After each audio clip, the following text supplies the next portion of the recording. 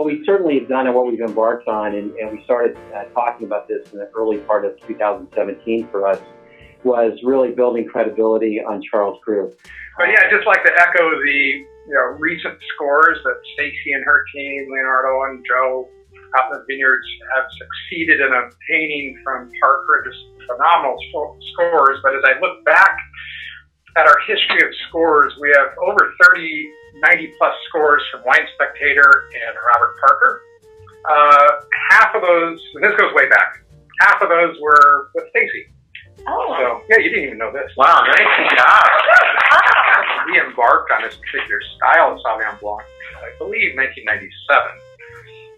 We actually stopped producing Sauvignon Blanc for a couple of years, and then saw the insurgence of the New Zealand Sauvignon Blanc. So we researched that winemaking style, applied it to our Sauvignon Blanc grapes at the time, and really over the years have perfected it for our own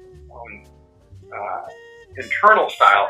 But there is a particular flavor that the grapes get that when I think they're ready. And so we have been, actually this vintage we started picking at 19 and a half bricks, which is fairly low. We're usually picking the Sauvignon Blanc within like a range of like a bricks and a half or something like that. So once it starts, depending on the weather, it kind of rolls. But I think it's got an amazing expression of fruit for something that is really very low bricks level for grapes, and but we're also able to get hopefully usually a nice acidity at the same time at that bricks level as well. The front of the winery is alongside Highway 29, and across the street and up is the Mayacamas range. So a lot of the front yard soil is really alluvial deposits from the mountains there. On the back side of the winery, we are bounded by the Napa River, and that path of the river has changed over the eons. It's gone back and forth, but a lot of that soil is a little heavier, sometimes a little more clay, a cooler soil.